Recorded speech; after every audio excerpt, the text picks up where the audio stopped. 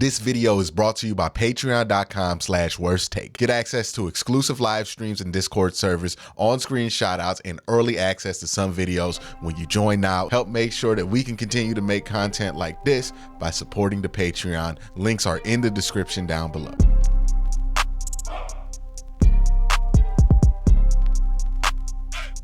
It's that time of the year. We're at that halfway point, and you know, it's like the season's on repeat every year with the Cincinnati Bengals. It's like I feel like we do this every year. We panic about the Bengals early, and then they stay alive just enough, right? They're you know what they are? They Shawn Michaels at the Royal Rumble. Right? You know what I mean? They John Cena at the Royal Rumble. They gonna come out at one and you like, oh man. And then they gonna almost get eliminated a couple times. It's gonna look bad. And then the Great Khali gonna come in. And then the Big Show gonna come in. And here come Batista. And you like, they on the ropes. John Cena ain't winning. But then you look over, it's the last four people left in the Royal Rumble and they still there. They don't go nowhere. They are literally John Cena, dog. Like every injuries, all this stuff, John Cena gonna be there at the end of the Royal Rumble, and that's what the Cincinnati Bengals are to me. Because I'm like every year, dog, they look like they out. They look like they on the ropes. We about to have a new champion in the North. And then all of a sudden, hit them 5 moves. Boom, boom, boom. Next thing you know, they 7-3. Like... Yeah, man. I mean, what you said is correct, man. The way this season started off, and it's definitely been, like you said, on repeat, right?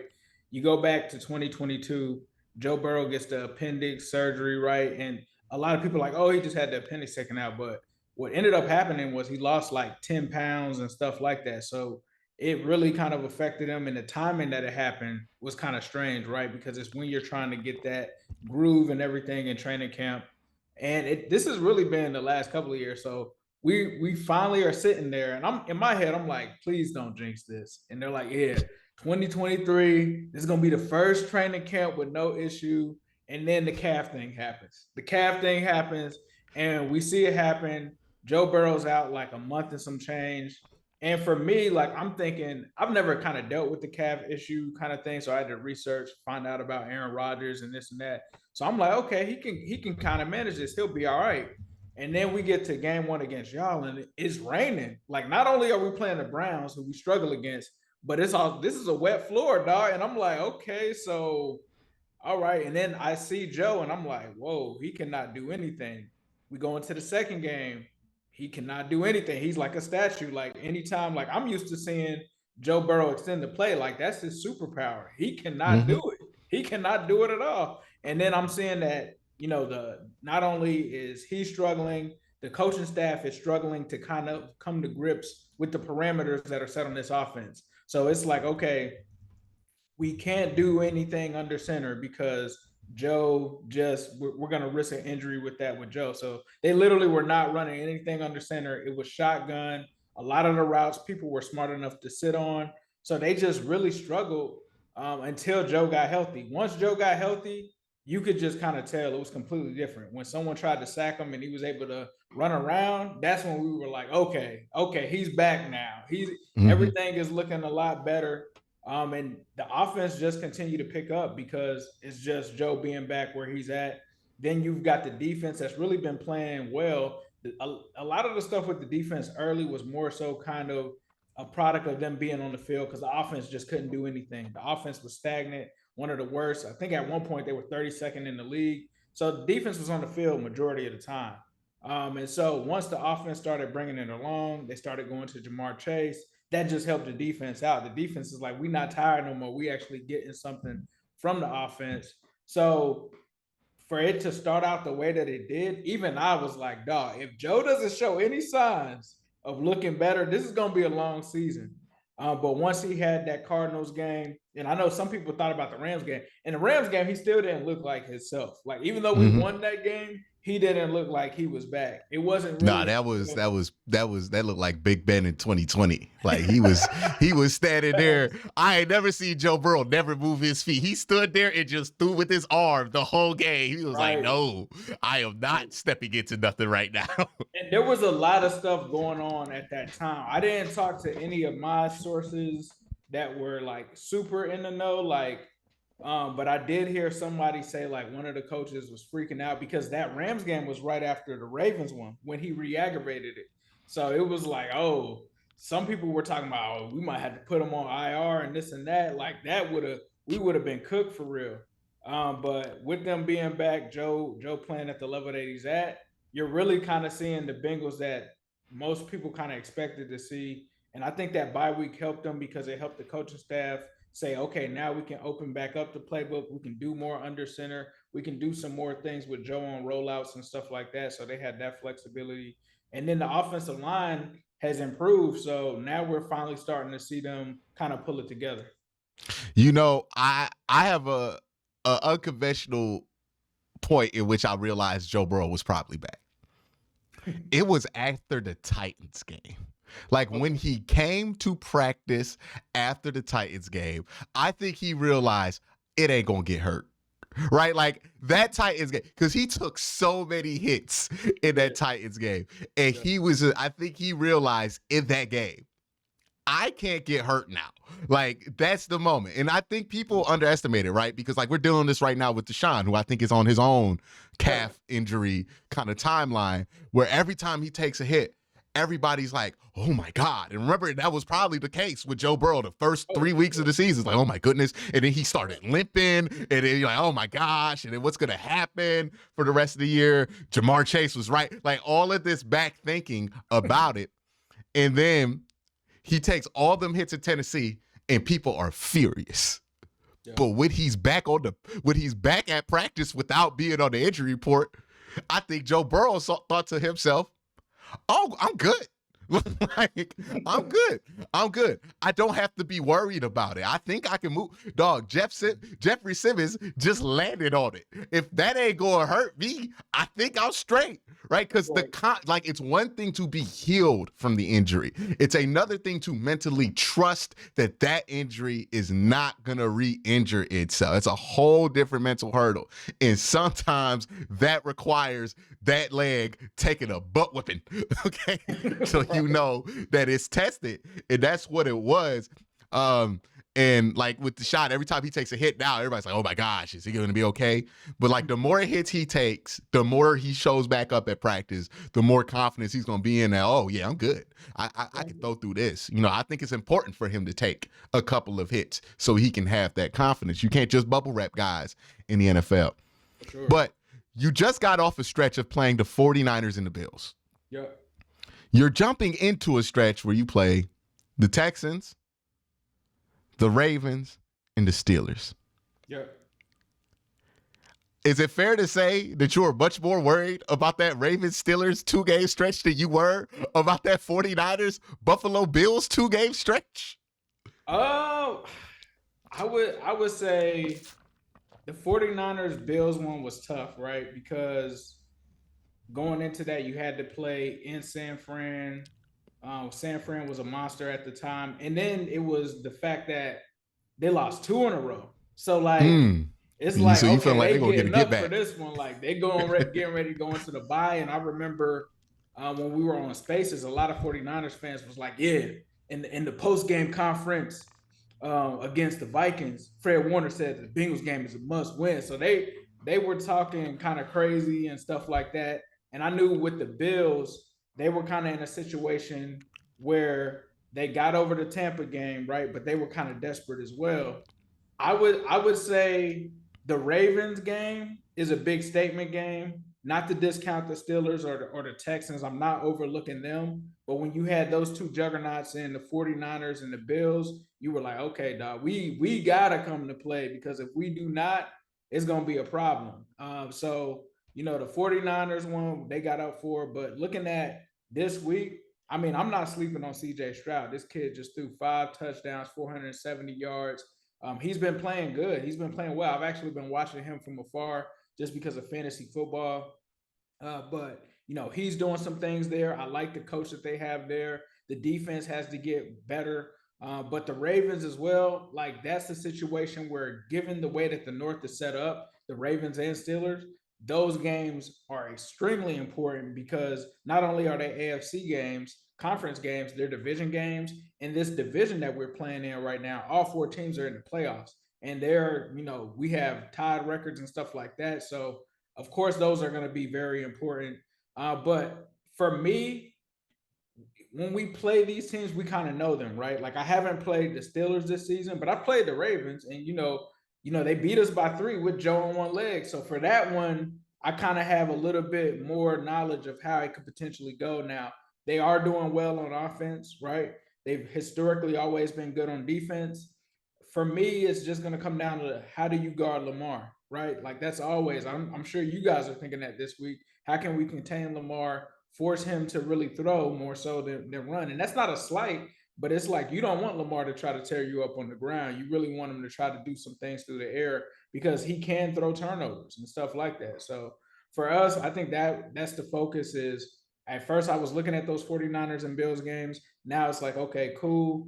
Now it's time to get back to the business in the North because we started out 0-3 in the North. Yeah, and it's such an interesting schedule because at the end of it, you go Pittsburgh, at Kansas City, and then Cleveland. Yeah. And it's like, there's just no breaks, dog. Like, there's no break. There's no break. Like, it's funny. Every AFC North fan base argues with each other about who has an easy schedule or not. Yeah. Nobody in the AFC North ever has an easy schedule. Like, I don't care who your AFC West. Yeah. Pittsburgh. It's like nobody ever gets an easy schedule, man. Like, I promise you, you get 10 wins in the AFC North, dog. You earned them 10 wins. Like it is no fluke, right? And these teams in the AFC North, they usually tend to do well in the playoffs, other than Pittsburgh, who, they got some dark magic going on or something like that, man. But yeah, it's just the Bengals are fascinating to me because how do you do this? How does this team deal with being so consistently inconsistent in a specific way? Like it is at the same time they are consistent because they are a second half team in the season at least, right? Yeah. But it's like every year you're like, this is the year we're not going to be we're going to start out and we're going to try to get the 1 seed and this and that. And it's like every year they do that. And it's like, what do you attribute that to? Do you think it's just bad luck with Joe Burrow the last few years? Like he's always coming off of something? Or do you think this is something like bigger with like Zach Taylor and how he just kind of tries to start these seasons out? I think it's a mix of things. One thing that you hit on, the Joe Burrow thing, I kind of talked about that. Him being there is obviously important. The Zach Taylor part of this is that they do not play the starters at all in the preseason. And that's happened the last 2 seasons.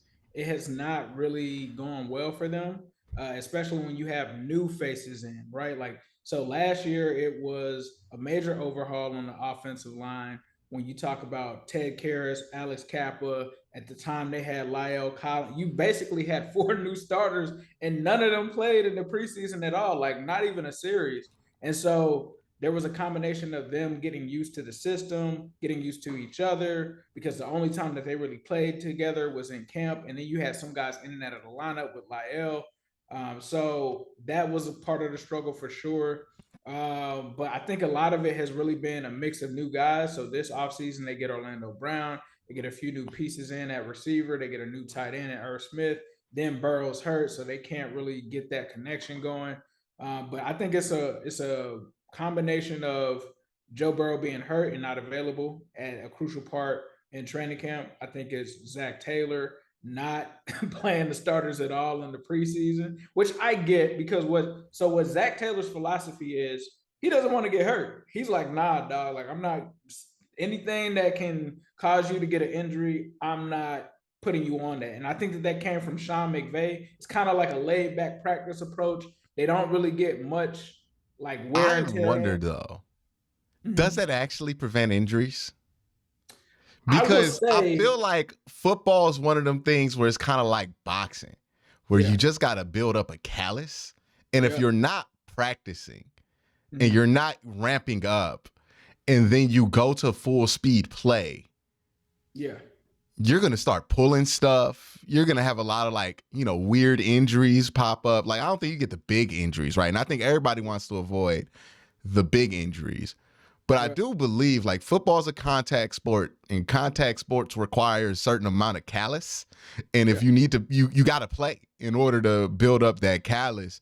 And it would be like, how could somebody think that they were going to box somebody sufficiently if they went into the boxing match and didn't box anybody Didn't get before that match, yeah. right? Like didn't Yeah. even spar or nothing because they were afraid to get hurt. Yeah, I mean, it's worked out for them. I definitely say the last couple of years it's worked out for them. Now, obviously, they've had injuries that they actually tend to happen a little later in the year. So I'm knocking on wood now.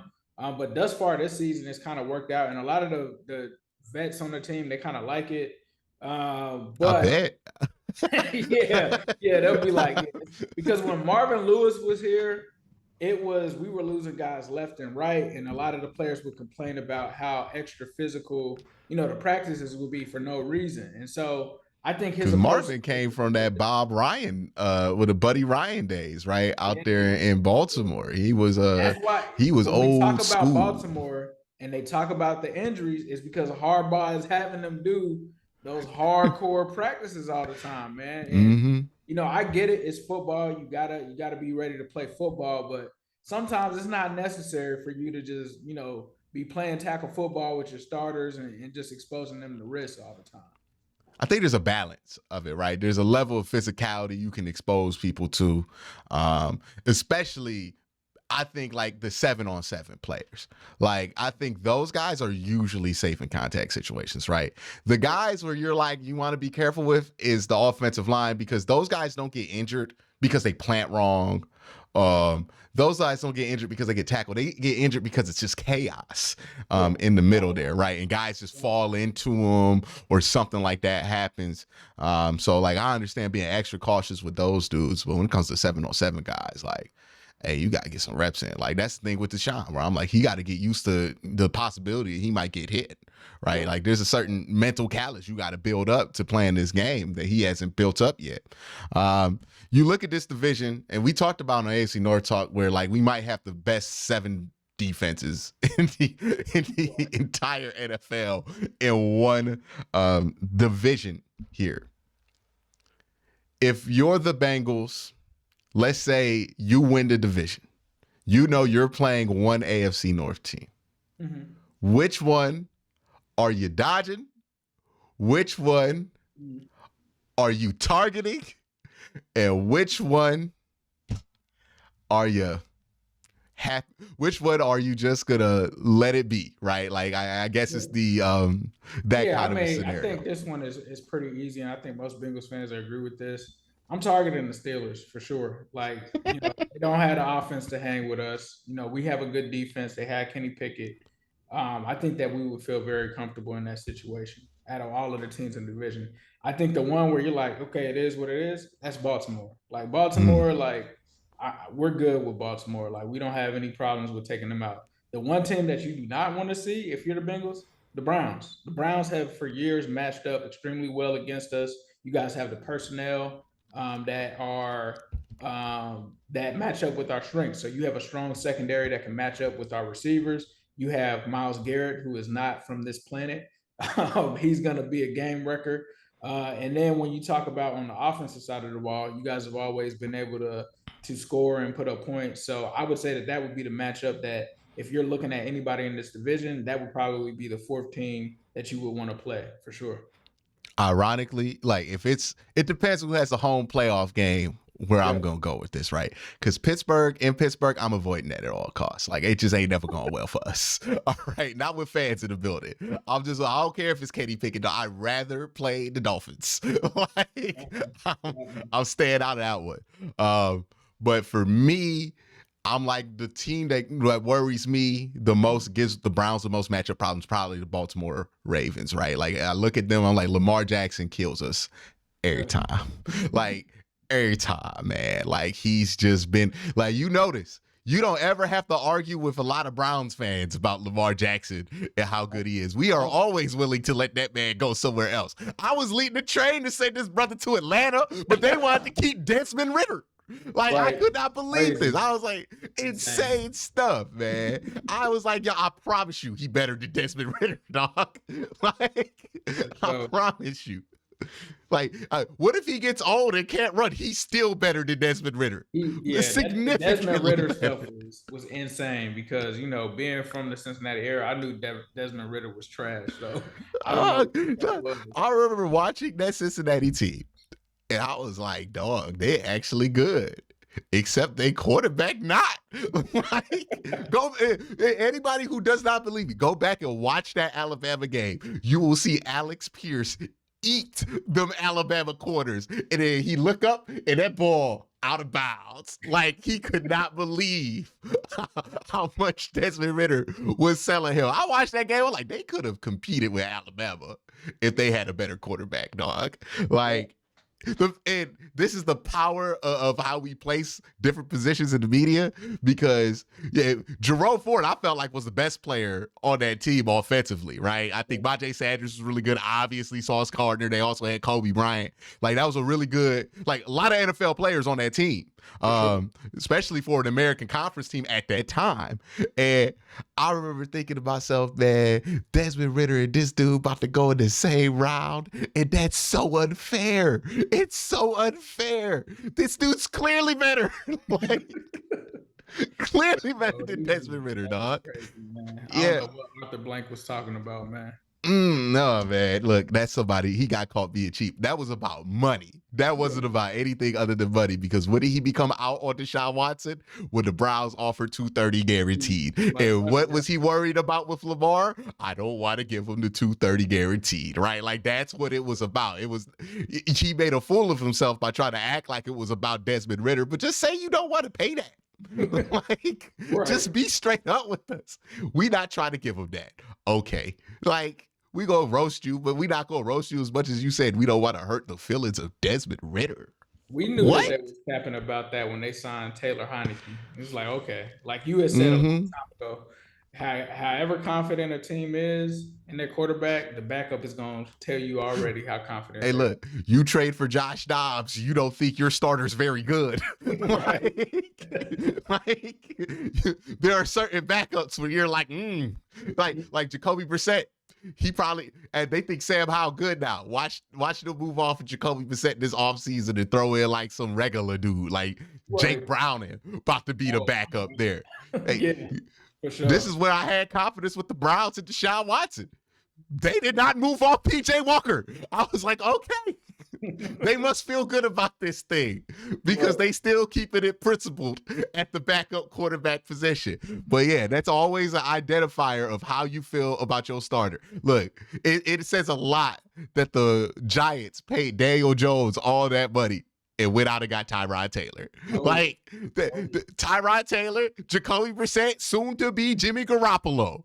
Those are the three dudes. If they're backing up your quarterback, your organization might not think your starter's that good anymore. Like, because those dudes will play. So it's always interesting. Like, people were like doing this whole thing when Deshaun got hurt. Like, how could you not have a better backup? Because they think their starter is good. Like, if Joe Burrow goes down, dog, like, we really about to be mad that Jake Brown is the backup, or we just gonna focus on that Joe Burrow not there? Like, yeah, that's why it looked like this. Joe Burrow not there. That's the problem. For sure. Yeah, so backup is what backup always will be. Anything else about this Bengals team and where they're going right now that you feel like other people outside of the Bengals world need to know about them? And how you feel? I know you weren't on the first place train when they were 1-3. Yeah. Are you back on that first place train, or are you like, you know what, let's focus on just making sure we qualify? I think the first place train is possible, but it's really outside of your hands in these games. That's why, of course, you're rooting for. You're probably a Browns fan if you're a Bengal this weekend, because obviously they got kind of that lead over all of us. And then you have to take care of business, but then you have to rely that they're going to drop a game here or there. And one thing I've learned from watching the North teams, we like bully up on anybody that we play outside of the division. They just don't know how to handle, that AFC North grit and that type of game. So I'm on board, but I know that I'm gonna have to be relying on other people as well for that to be a possibility. But the other thing I'll say about this Bengals team is a lot of people are just gonna look and think about, and I think we kind of talked about this a little bit on AFC North. They're just gonna look at the Migos, right? Andre Yosivas, and they just got back Charlie Jones. Those kids can play. And I think a lot of people, like, that's kind of like the secret weapons now, that they'll just come out of nowhere and hit you with like a touchdown. It used to be Trenton Irwin, right? And Trenton Irwin's still there too.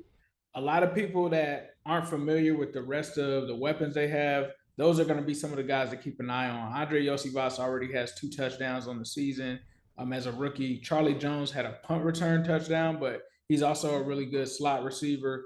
So don't be surprised if you see them start to spread the ball out from more than just the Migos. Like, most people just think it's the Migos and Joe Mixon. This team now has some other guys. Another guy that's really under the radar that Bengals fans will tell you about, Tanner Hudson. Tanner Hudson is probably the best tight end. You'll hear about Irv Smith, you'll hear about Drew Sample and Mitchell Wilcox. Nah. Tanner Hudson is probably the best tight end. He's going to be somebody that's going to catch a few guys slipping here and there. But I would just say with this Bengals team, pay attention to some of the guys outside of those main guys that most people are used to, because that's one of the differences that I've seen from them this season. Yeah, and just touch on one thing. There are 2 christenings you go through in the NFL. There is your welcome to the NFL moment, and then there is your welcome to the AFC North moment. Look, Deshaun Watson played a lot of football. He played his first AFC division game, AFC North division game. He came back like, "Ooh, it's different. Like, this is not the same." That game, Monday Night Football versus Pittsburgh, I saw a man who was shook, and this is somebody who beat Alabama in the national championship. Like, I have seen him. I was like, oh, he didn't know it was like this. Yeah. Like, he thought it was something regular. No, it's different. And then different. And then you could be worst case scenario. You could be one of the 2 5th-round rookies this year who got christened, not just to the NFL, but to the AFC North at the same time. Poe DTR. Hey, look, an division game is crazy when you in the North. And Poe Clayton too had to play the Browns in a week that they needed it. And you didn't have the facilities to beat them in the first place.